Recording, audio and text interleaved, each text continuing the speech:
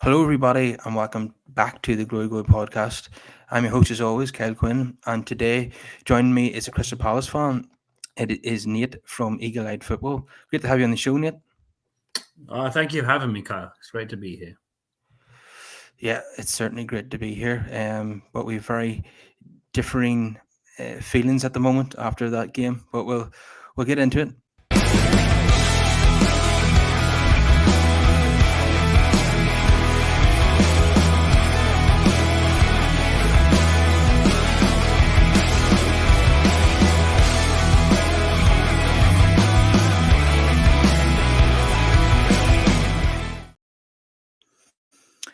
Yes, everybody, welcome to the show. And with Crystal Palace, Fernandes scoring just before half time to give United the lead, and then a late equaliser from Michael Lise with a wonderful free kick. I have to be honest, I thought United played with an absolute arrogance tonight. They were far too casual. They just wanted to save their energy for Sunday, and they paid the price. They didn't put the game away at 1-0, and they were giving chances away. De Gea had to make two world-class saves. And it was a Palace team that, as you know, Nate, has been so out of form, losing heavily in home games recently. And United have only drawn one each. So it's very disappointing from my point of view. But I'm sure you're absolutely elated after that late equaliser. Well, we have a saying on our channel about when Palace are really bad, we like to call them charity professional football club. And it was looking like that for the majority of the game because I was thinking, this United team are apparently in a title race, yet they're playing like they're in a relegation battle. They were awful. And I'm not trying to rub salt in the wound here when I say that, but I was just, from what I could see in the game, I was thinking, this United team is meant to be in a title race. A team that's in the title race would blow a team on its backside out of the water early doors. But yeah, look, it's a weird one because as the game grew on, and we'll talk about the major incidents in the game later on, I kind of felt like we should get something from this. And I don't normally have that feeling lately because the Fulham game on Boxing Day, the less said about that, the better. The Spurs game at home in the first half, we absolutely were all over them. But in the second half, we capitulated. And then the FA Cup Southampton game, it was just charity professional football club Mark II because we gifted them both goals. And you're just thinking, yeah, that's Palace, that. Make a bang average team look world class. Yeah, that's what we're good at. Yeah, you know, but obviously, look, I'm not going to lie. To get a last-minute equaliser like that, I can't deny that I'm absolutely stoked with that because we needed to stop the rot. 3 consecutive defeats at home in all comps, 1 goal scored and 9 conceded. Granted, it's now 2 scored and 10 conceded. But if you'd have offered me a point before kickoff, I would have snapped your hand off. So I'm not remotely saying, "Oh, we only got a point against Man United. That's terrible." I'm thinking, no, wait a minute. How have we only got a point against Man United? We should have lost. But yeah, buzzing.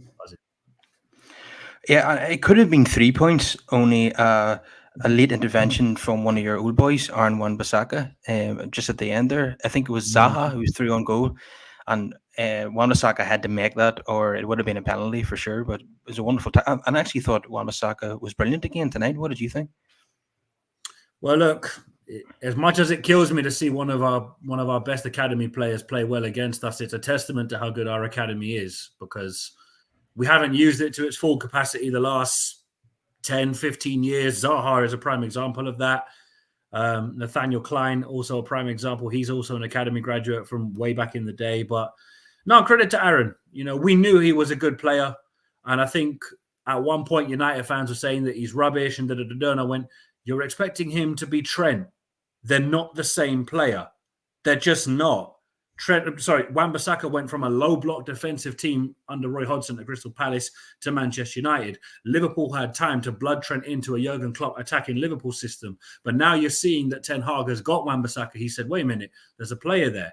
And I've always said to United fans, give Wan-Bissaka time and you will see what we saw at Selhurst Park week in, week out. He is not going to get you a bunch of assists every game, but he will run his heart out for you and he'll make them last-ditch tackles that you need him to make in those crucial moments, as he proved against his old teammate Wilfried Zaha, who ironically suggested to Roy Hodgson to start him for his debut when he was playing for us because he actually kept Zaha quiet in a training session. And none of the coaching staff of Palace had seen that before. They were like, wait, a fullback that can keep Zaha quiet? Hang on. There's a player there. So I'm happy that he had a good game, but I just wish it wasn't against us. So yeah, it's a weird feeling. But credit to Aaron, he had a fantastic game. I'm not going to take it away from him. Yeah, until recently, he was linked with a move back to Crystal Palace, but now he seems to have, because of Dallo being injured twice now, he's now become number one right back for United again, and he's playing really well in every game. So I think the return to Palace will have to be put on ice for now. We'll see what happens in the summer. Yeah, you know what, Kyle? Funnily enough, I've said to people I don't want him back because we brought back Zaha and we had to repair Wilfred Zaha from his time at Man United. I don't want to see that happen with another player because when Wilfred Zaha went to Man United, he was on top of the world. He'd got his boyhood club promoted. He helped us beat Brighton in the semi-final, got the penalty that got us up against Watford. And then he goes to Man United and he wasn't properly utilised. I understand there's stories and allegations and all that sort of thing surrounding him and what he did and what he didn't do. But when I'm watching Adnan Januzaj get minutes ahead of Zaha, I'm thinking, really? This guy over Wilf? This guy? Who's now playing in Real Sociedad, I believe, or something to that effect. I'm thinking, Januzaj is a decent player, but Wilf never got a fair crack. But look, Wilf's going at the end of the season anyway, so it is what it is. But yeah. So Well, those decisions were made by Moyes and Van Gaal, and they're not managers are held in high esteem by United fans. So yeah, he's obviously flourished since he came back to Palace, and has been linked with big moves to other clubs in the Premier League. It seems to be every year now. But is he ran down his contract now? Is he a free agent in the summer in Zaha? yeah, he's a free agent in the summer, and honestly, we need to start planning for life without him because he owes us nothing at this point. Like when he came back, he had nothing to prove to us, but we just knew he needed to be loved again. If he was loved, you'd see the Wilfred Zaha that's terrorized teams since he's come back to Crystal Palace. But at this point, if he was offered the chance to play in the Europa League or the Champions League abroad, we'd have no issue with him going because, as I've said, he's one of those few players that he could come back and relegate us. He wouldn't get a negative opinion from any of the fans. He is that loved at Crystal Palace. Nobody would ever say a bad word about him. Other players that have come through the ranks in the past now, I don't think they'd get the same luxury. But yeah, Wilf is one of those rare players that it's only when he's gone we'll realize how good he was. We know how good he is, but it's when he's not there you're going to think, yo, this is weird because he's just been so pivotal to us, especially under Roy Hodgson's time at the club.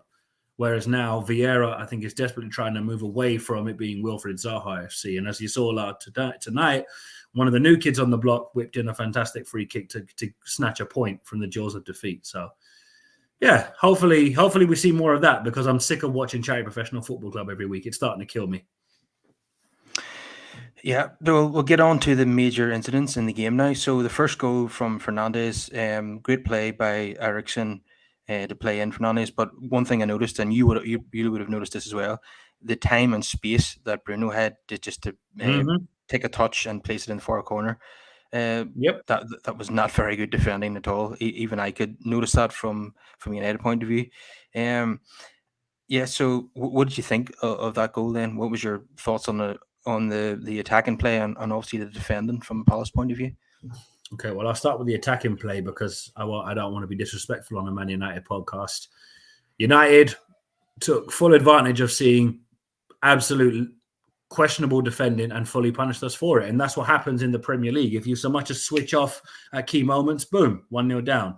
Ironically, having hit the bar not too long before that, I'm thinking, all right, we can just get it to half-time at 0-0. We might have a fighting chance. And lo and behold, some very suspect defending, but some very clever attacking play from Man United. Gets that ball into Bruno Fernandes by, I think it was Christian Eriksen, wasn't it?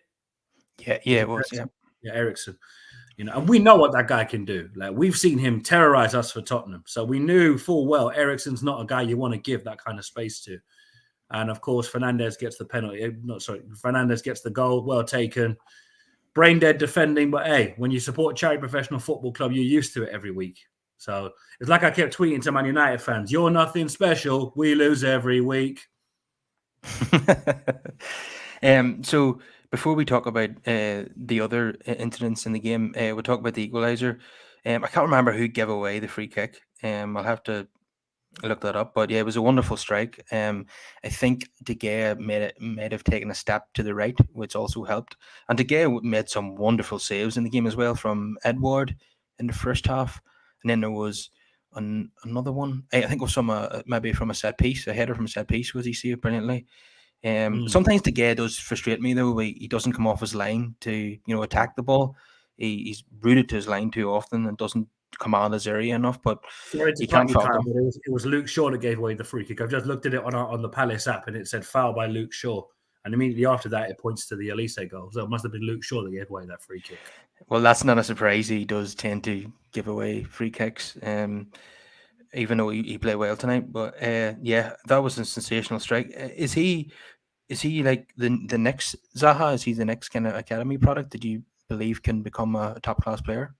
Okay. Well, I mean, the thing is, for one, he's not an academy player. As I mentioned before we came on air, we signed him from Reading for 8 million. Oh So yes, yes. Sorry about that. Yeah, no, no, no. Look, it's cool. Look, to be fair, I wish he was an academy player because I'd be boasting for days about Cope producing a player like that.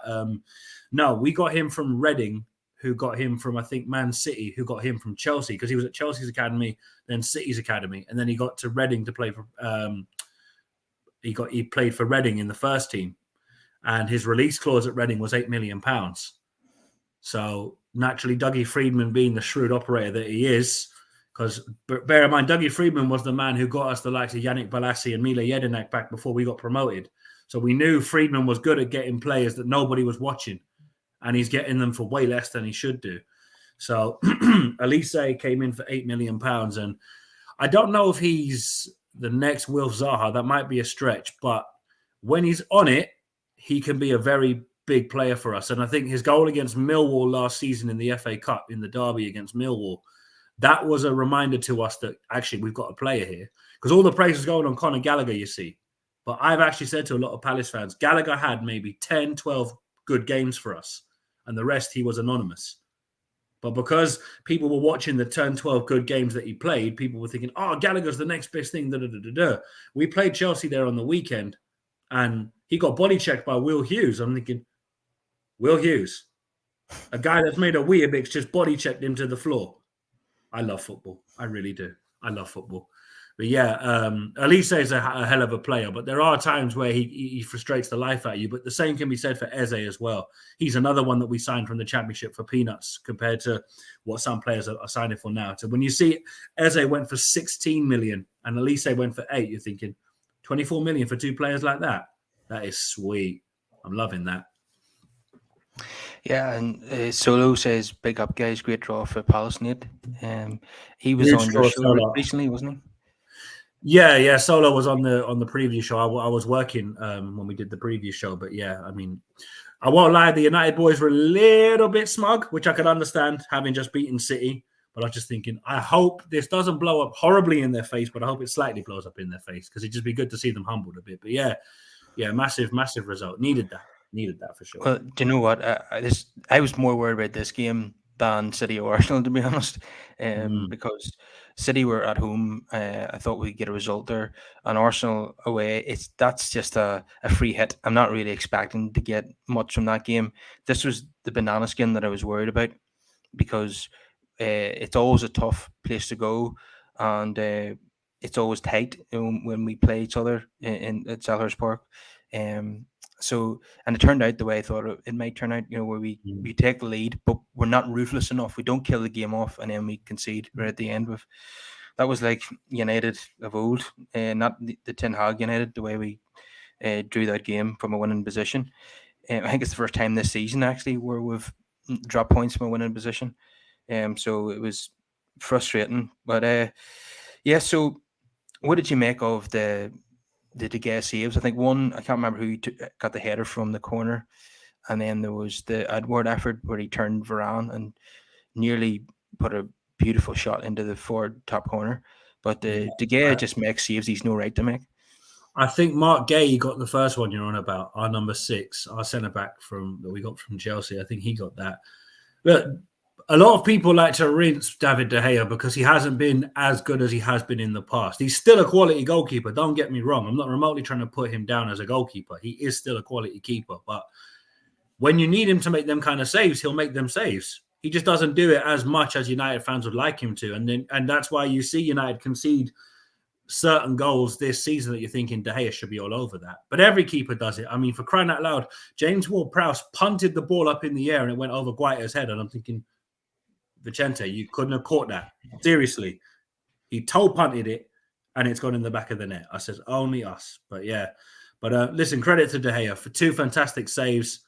I was kind of peed off. I was thinking only we could see Kepa and David De Gea pull out 10 out of 10 performances against Charity Professional Football Club. Any other team in the league, they might not do as well. But against us, every goalkeeper's a world beater. But obviously, luckily for us, one moment of brilliance is all it took to get a point. But yeah, no, listen, full credit to De Gea. He was fantastic today.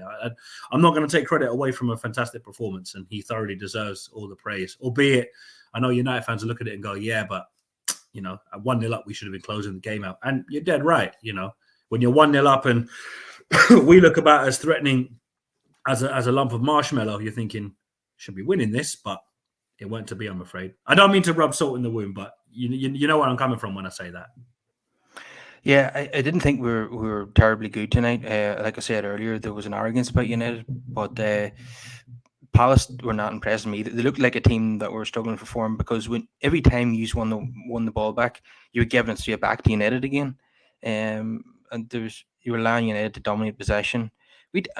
That being said, we didn't have that many shots on goal, but particularly in the first half. And I think Palace's first effort might have been the Edward chance. I can't remember. The Edward shot that De Gea tipped onto the bar, yeah. Yeah. Because my friend who's an Arsenal fan thought it was in because he was like, yes, I was like, don't do that to me. don't get my hopes up like that, because I was just thinking, just please, a shot on target. I don't care if we don't score, just give me a shot on target. That's all I want from this game, because my confidence with the run of fixtures we have now, I'm just not expecting anything. But having got a point tonight, yeah, I'm a little bit more confident for Newcastle, but not a whole lot. But I'll get it up. We'll talk about that later.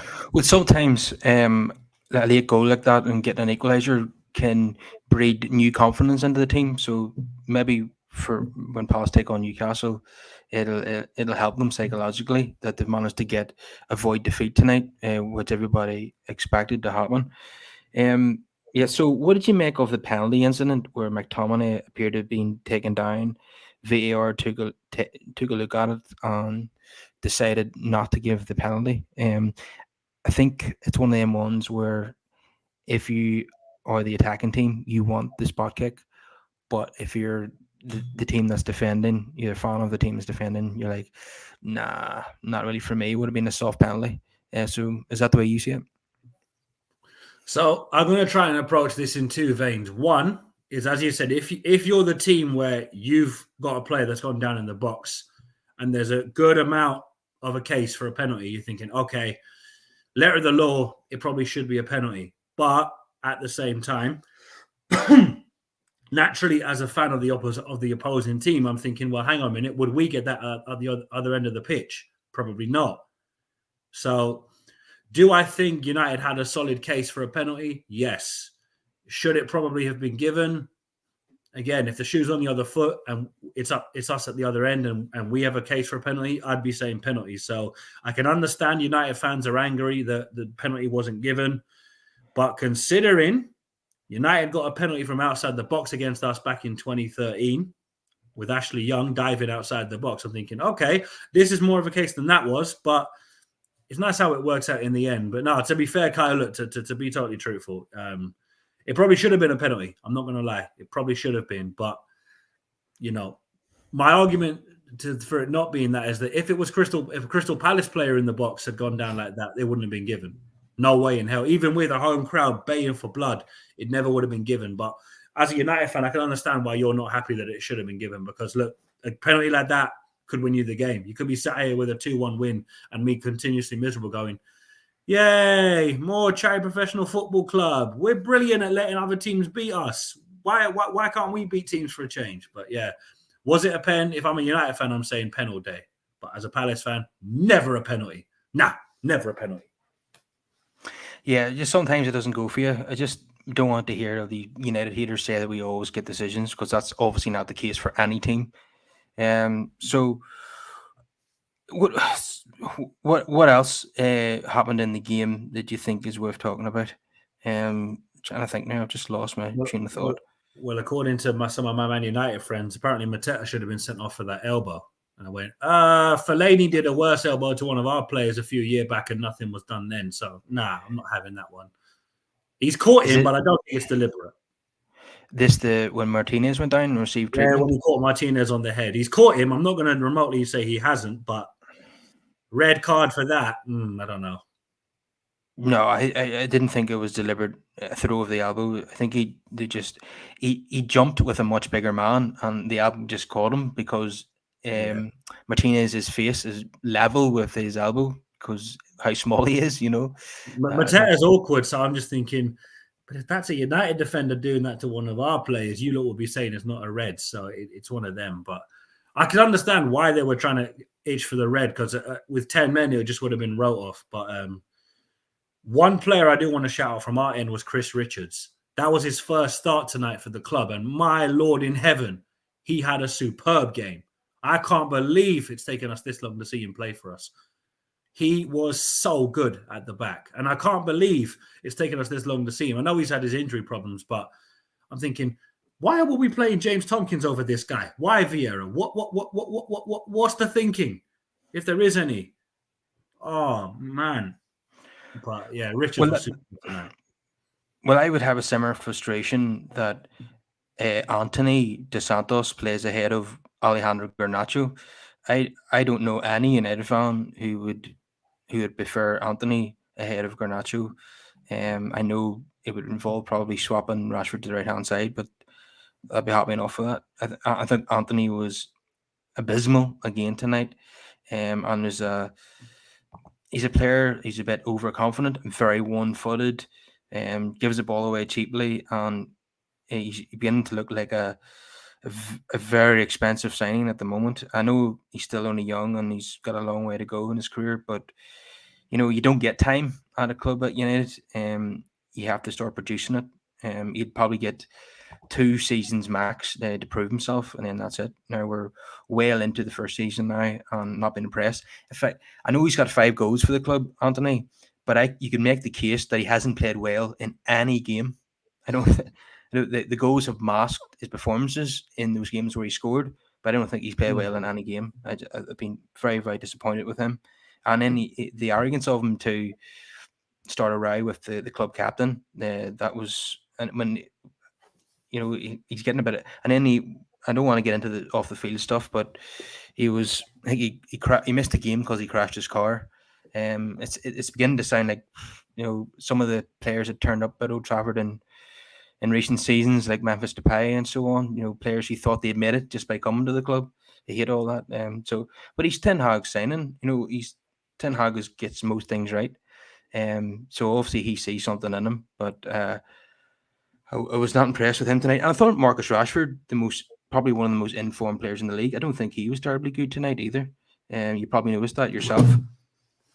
Who, Rashford? Yeah, I don't think he was good tonight. I think he tried to think it was all about him because obviously Yeah. he had a fantastic game in the derby against City. But that's the danger with players like that is that, look, because Rashford is a Mancunian, he's born and bred, United fan his whole life. Winning the derby like that probably did get into his head, and it's obviously made him think, right, I just breeze past this Palace game and we focus on Arsenal. But the problem with that mentality is you're thinking, but wait a minute, there's a game to be played here. It's not about just breezing past one. Just for anyone listening on audio, True City fan says, congratulations, Nate, on the win. So you think he's been a bit sarcastic there? Well, I think anytime United drop points, it's a win for City. So, he'll see it as a win. I'm just seeing it as a point to anyone listening on audio. This is not a win for Crystal Palace. I wish it was, because I'd be insufferable to all my Man United friends, but I'm going to be humble. I'm going to take a point with gratitude and move on. But Kyle, to bring it back to Rashford, I'm not shocked because I think he and a lot of the United players have Arsenal more on their minds than Palace. Because let's be fair, Palace is a nothing game to them in their minds. They think, it's just little old Palace. It's no big deal. It's no big deal. We'll beat Palace. It's cool. It's cool. Yeah, that's what I thought. But tonight, I thought United thought they could just see it out as well. They were very poor in the first half, and in the second half, they just thought they'd just knock it around the back, and they could waste time and win the game 1-0. Yeah, City fan says it was karma for the weekend. um, Subbed Kyle. Yeah, I have to be critical of Ten Hag tonight. I think the Casemiro should have been taken off. When McTominay was coming on, by the way, I thought we lost our shape when McTominay came on for Anthony. You think he took off two of the front three, Weghorst and Anthony, and brought on uh, a winger and another midfielder. So we went to the four midfield basically, and we completely lost our shape. And that's when Palace started to really come back into the game, started creating more chances, putting us under pressure. So I don't think the McTominay substitution worked. But yeah, just to come back to my original point there, what was I talking about again? I, I Rashford. was, um, yeah, Rashford. Yeah, he had a poor game. But yeah, I can't remember what I was talking about there. Originally, You were I was, talking about Casemiro. yeah, Casemiro going. I Casemiro's felt yellow card. the manager should have taken him off when he brought McTominay on.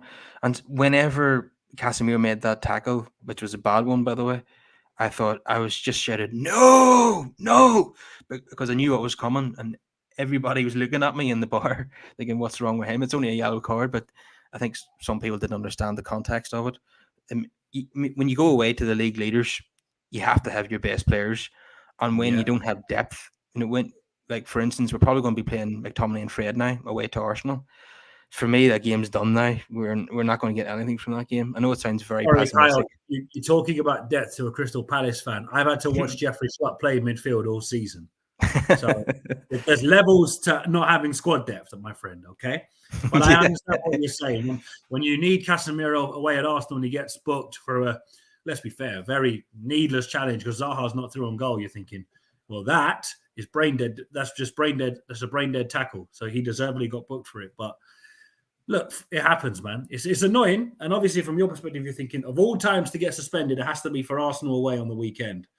But maybe McTominay can pull a masterstroke out of somewhere. I highly doubt he will because I don't think McTominay is anywhere near as good as Casemiro, obviously. But stranger things have happened. I mean, I distinctly remember watching Mikel Silvestre play for Man United, and I was thinking that can't be right, Silvestre, because that guy was awful, both for Arsenal and Man United, from what I recall.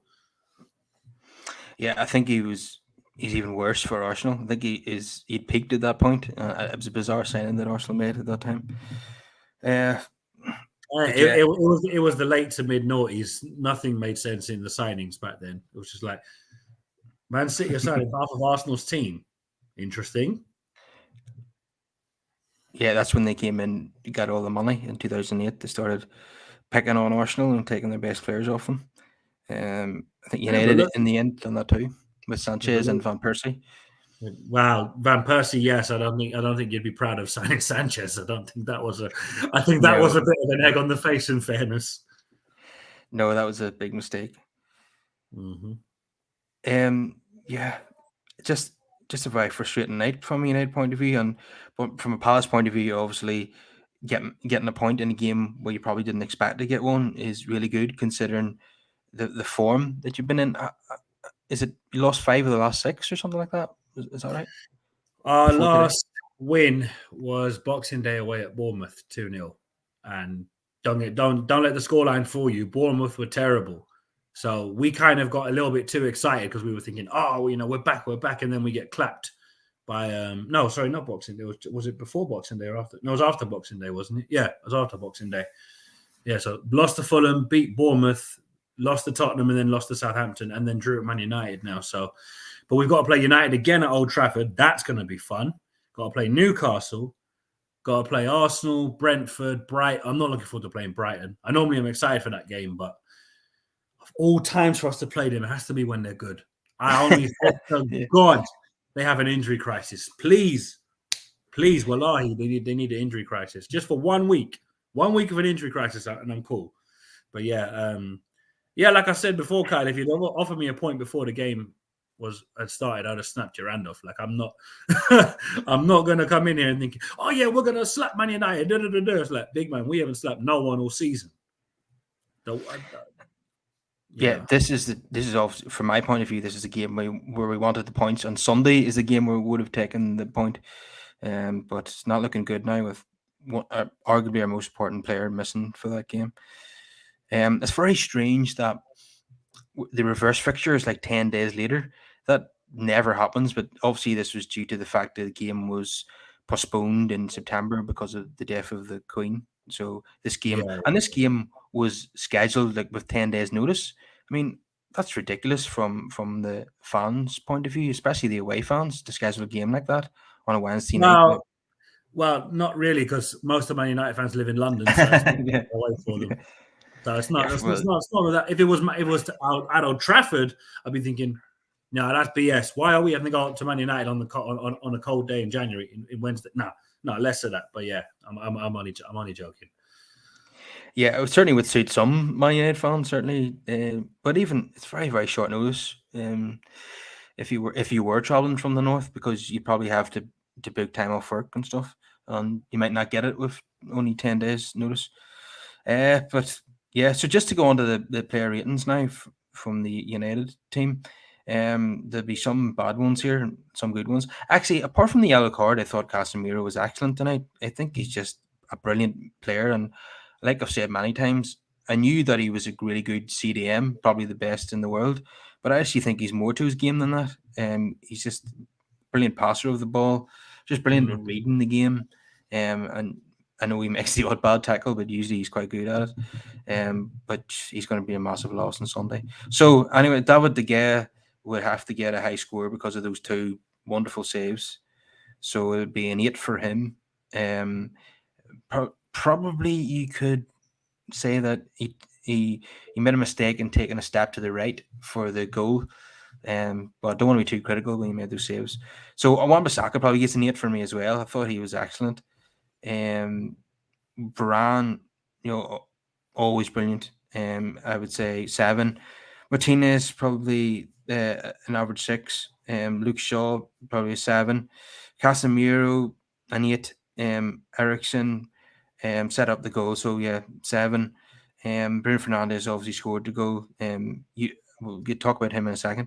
7 for him. Rashford very quiet, a 5. Anthony a 4, very poor again, and no goal to mask his poor performance. And Weghorst, yeah, I thought it was a very decent debut. He was trying really hard. Really good link-up play. He had a headed chance. One of those looping headers. But I suppose you could say he's only getting warmed up. And obviously he was struggling after the hour mark because the Turkish league maybe is not. Correct me if I'm wrong. If anyone's watching who watches Turkish football, but I'm sure it's not at the same pace of the Premier League. And I think that his last game for Besiktas was about maybe 10 or 11 days ago. So yeah, I think he was feeling the pace by about the 68th minute and then had to come off.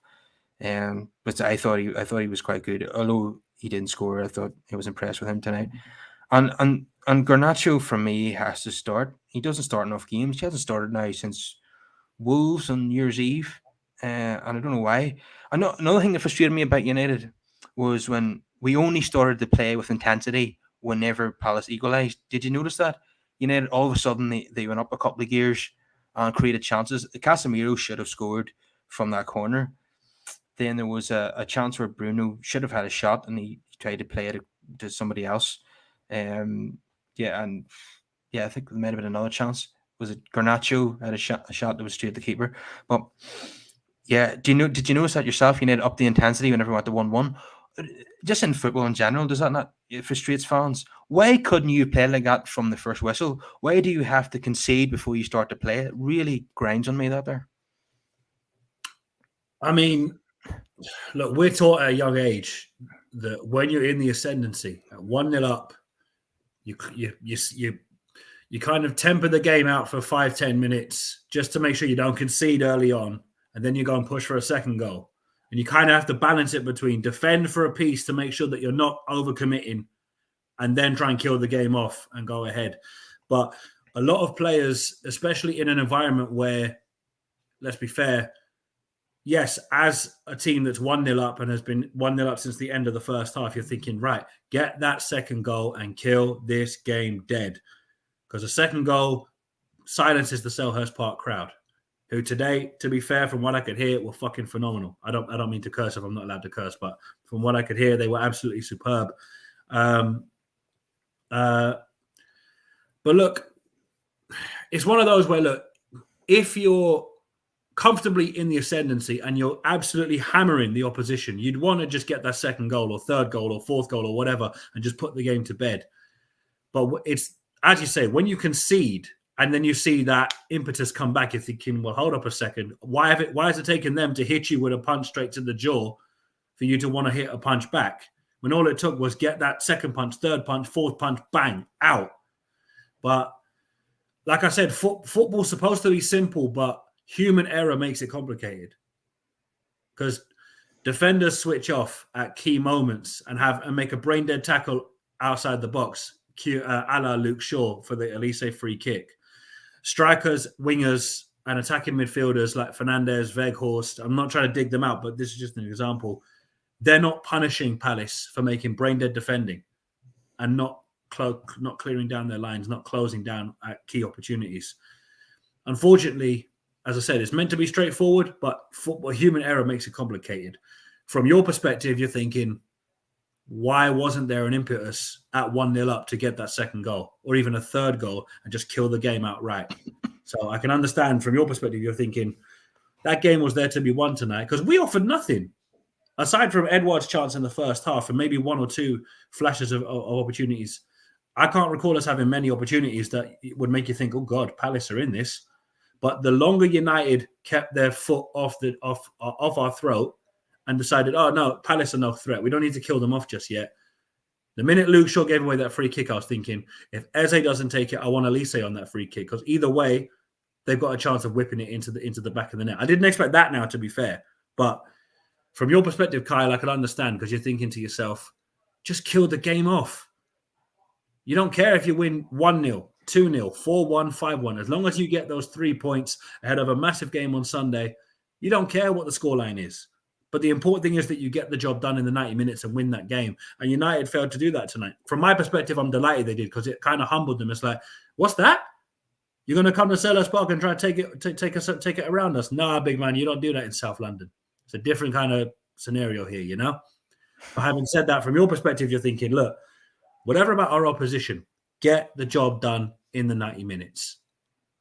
You don't want to. It doesn't matter if you play pretty or play awful. As long as you win, nobody cares how you played. Yeah, it was just annoying that they were so casual at 1-0 and then it went to 1-1. All of a sudden, they went up a couple of gears and looking for a goal and up the tempo or creating chances. If they'd have done that earlier in the game, they probably would have won. The game was there to be won. To be honest, it was a very mediocre game of football. Like you often hear the phrase, "It was a great advert for the Premier League." Well, that certainly wasn't. No. That would make a League Two game look entertaining. No disrespect to League Two.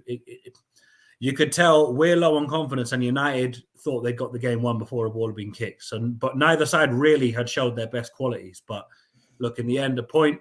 From our perspective, a point is a massive result. From yours, it's a deflating result because you're thinking, oh boy, Arsenal on the weekend and we've just dropped points where we need to drop points. Great. Just what we didn't need to do, having come through a very big test at home to your noisy neighbours. I can understand you thinking, this was not the game to drop points, lads. Drop points after Arsenal. Wouldn't be the end of the world. But dropping points before Arsenal, problem. Because now Arsenal look at that and go, wait a minute, Palace are giving United a bit of a bloody nose here. So we'll have to see. You play them Sunday, am I right? Yeah, it's Sunday. Yeah, yeah. I think you'll be all right. To be fair, like Arsenal aren't by any means an easy proposition, but they're not as good as some people think they are. They've been impressive this season. Don't get me wrong. But who knows? We've lost our best midfielder, and. Yeah, it's. I know we're the only team to beat them this season, but that was at Old Trafford. This is going to be a totally different ball game, and Arsenal are going to have extra motivation because of that defeat at Old Trafford. So they're going to be added from the first whistle. The crowd are going to be up for it. we needed our best players in that game. So if we'd have won tonight, then whatever happened, anything other than a defeat at the weekend would have been a bonus. But now it's we need to win at the weekend, and I'm not convinced we will. But yeah, so we'll be seeing the two teams will be seeing each other again very shortly in Manchester on the 4th of February. So just before I forget, Ten Hag only gets a 5 tonight for me because he should have subbed Casemiro off earlier, and he once again picked Anthony instead of Garnacho. I thought Garnacho was accent when he came on. He's a very dangerous player. I think he's going to. He's a talent. To be fair, he's a fantastic young talent. Yeah, and he only cost 420,000 from Atletico Madrid. Like, you don't get players of that quality for that kind of money very often. But that's what happens when there's very good scouts at the club. You obviously have a very good scout who got the guy who got the equaliser, Michael Lise. I think you said Dougie Freeman was the one who discovered him from Reading. So good scouts pay off. Dougie's our director of football. So Yeah, he's overseeing this rebuild, which at the minute is not looking good, because even though we got a point tonight, I'm still adamant that we need bodies, because Jeffrey Schlupp in midfield and Jordan Ayew playing right wing, it's just, oh my gosh. If Man United fans ever complain about Harry Maguire, have James Tompkins in your team. There's levels to how bad a number 5 can be at the back. That's all I'm saying. Yeah, he used to play for West Ham, didn't he? He's been around for quite a while. He did. He joined us from West Ham under Alan Pardew, of all people. Alan Pardew. Yeah, that reminds me of the FA Cup final. That must bring that up. Because Mark Clattenburg was your man of the match. Not allowed to talk about that one. No, definitely not, because apparently he said, I should have given the advantage. Bit late now, mate, but okay, no problem. To be fair, like, I was at the 2016 final, so it was nice to be there to watch my team play in a cup final. The result wasn't what I wanted, but it very nearly was. I mean, you took the lead. Smalling was sent off, I think, if I remember correctly. So he was. I think we equalized in normal time, and then Lingard scored in extra time. But when we were 1-0 down with 10 men, it looked like a really bad situation, but somehow we managed to get out of it. Lingard's goal was very good, to be fair. It's a great strike. But Punchin's goal is underrated because of Lingard's goal. But Punchin's goal, when he scored, I was on. He fired it across to the other side of our end of Wembley. So I thought he missed. So my end of Wembley thinks he's missed it, and the other end is jumping around like lunatics, and we don't realise we've actually scored until we see it on the band underneath the stand going goal. I'm like, oh crap, we've scored. So yeah, but like last year's run was great for the FA Cup semis, and then we played Chelsea. It was just like, but then I remember thinking, wait a minute, Man City, Liverpool, Chelsea, and Crystal Palace are in the FA Cup semi-finals. Sorry, run that by me again?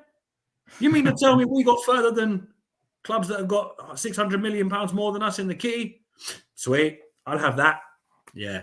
But this year, no, we said, no, we don't want the FA Cup. No, let's just focus on the league, because we're dreadful. Apart from tonight, where we were okay. But Kyle, look, it's been a pleasure to be on the show, my friend. I've really enjoyed this. Yeah, definitely. Your record against United in FA Cup finals are not good in general, from what I remember. 1990, you won't remember that. I don't remember that, but we've read about it and watched the videos. Probably the greatest FA Cup final of all time, arguably the first match. It's wonderful. And I think it was the last final to go to a replay, if I remember. They took away the replays after that, I think. What could have been? Ian Wright broke his leg twice that season and still came back to score twice in the FA Cup final. Is he as revered at Palace as what he is at Arsenal? Yes and no. Yes and no. Mainly because, look, we love him for what he did for us in that Steve Coppell era. Because Wright, Bright, Pardew, Solarco, what's his name? Andy Gray. There's so many players from that era that we just won't see that kind of team again. But I don't blame Ian Wright for leaving for Arsenal to play with David Rocastle, the late great Rocky Rocastle, may he rest in peace. But it's the fact that Wright kissed the badge. And granted, some Palace fans had written racist things to Ian Wright's mum at her home, so I understand why he reacted the way he did. These Palace fans had no right to be putting racist stuff on her wall because her son took an opportunity to play for one of the biggest clubs in England. But when Wrighty talks about Palace, it feels like we're a footnote to him. Now, he says he's given us media spin where, I love my time at Palace and da-da-da-da. You talk about Arsenal way more than you do at Palace. And I get it. You won trophies at Arsenal, fair play. But there would have been no Arsenal without us. Whereas, because Mark Bright's involved at the club. So the difference between Wright and Bright is we know Brighty went on to win cups at Sheffield Wednesday and all that. But with Ian Wright, he forgets that he plays for Palace until he's at Selhurst Park. And even then, it's kind of like, oh, Ian Wright's here. There's never a case of, oh my God, it's Wrighty. It's like, oh, Ian Wright's here. Cool, nice one. But you put, for example, John Solarco at Selhurst Park, people go mad because Solarco's a big deal. We love John Solarco. We've even had him on the channel, funnily enough. We had him on the channel after the Everton FA Cup game last season where Lampard said, lucky goal, fluke goal, another average goal.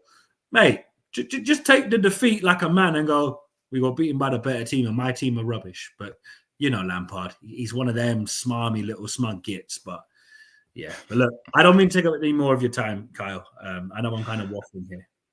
Yeah, I just want. Yeah, you're right about. Ian Wright. He always refers to Arsenal as we. That's very noticeable. I just meaning to ask you about Bruno Fernandes. Yeah, it's always a mixed bag with him. Some really quality moments, and then makes some bizarre decisions.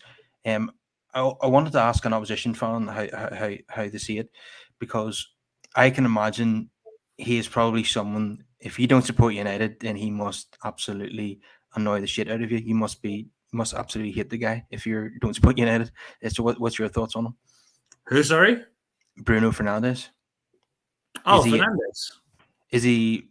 He seems, maybe it's more kind of Liverpool, City, and Arsenal fans who hate him. But what's your point of view? Is he someone that annoys you? Because he's always in the referee's face and things like that, and maybe goes down a bit easily at times. I mean, every club's got them kind of players, though, Kyle. So there's no point in trying to get really upset about, he's just a rat face, da-da-da-da-da. Like, Zaha does it many times. Do you know what I mean? So, like, even if I wanted to hate Fernandes, I'm thinking, yeah, but Wilf does it an awful lot.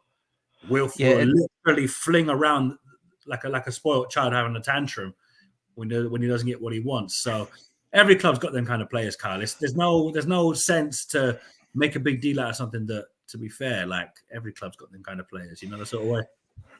Yeah, I suppose it's kind of hypocritical to get annoyed about, a club with a player like that. Because every club has one, as you say. So, yeah, it was great to have him on the show. I suppose in the circumstances, I know I'm disappointed, but a draw is probably, if whenever you're doing a show and it's between, opposition fans that have just watched their two teams play each other, it's better. It's easier. It's an easier show when it's a draw than when one of the teams loses and one of them wins. So it's for sure, absolutely. Even though, as you know, when it comes to draws, if you equalize, it feels like a win. If you concede, it feels like a loss, doesn't it? And that's the way I feel. Yeah, the feeling is that, but we've made a rule on Eagle Eyed Football that we don't celebrate draws. We're grateful when we get a late equalizer like we did tonight. Do not get me wrong. But to celebrate a draw, it's like, but big man, it's 1 point. It's not three. Like, if Elise's free kick wins us the game, you best believe I'm insufferable to every Man United fan that knows me. Because I'm going to rub it in their faces. Because I heard a United fan say to me, yeah, we're going to smash you 5-0. I said, okay, we'll see. He's just texted me. And he said, yeah, that didn't quite go to plan. I says, no, it didn't go to plan, did it? I'll wave to Casemiro for you, big man. But now look, that's the beauty of football. When you concede a late equalizer, you're just like, what was the point? We may as well have just let them win the game if we're going to do it like that. But I'm not going to lie, Kyle. I'm ecstatic. We've stopped the rot. A point at home to a title contending team. Do I think you can win it? Probably not this season, but you're in the picture more so than Liverpool, who've fallen off a cliff, by the way, which I know will please a United fan. But because I've had endless pelters from a Liverpool fan, because I live here in Dublin, I'm just like, I'm glad they're doing bad now, because I get a minute's peace from Liverpool fans, because they've been tormenting all of us all year. But yeah, look, I've enjoyed this, man. It was great to be on the show. Oh, you live in Dublin? I didn't realize that. I just assumed you lived in Croydon. No. Well, I'm from London, but I live in the Republic. Yeah, I'm down here in Dublin. Right, so not too far away from me then, only maybe 100 miles or so.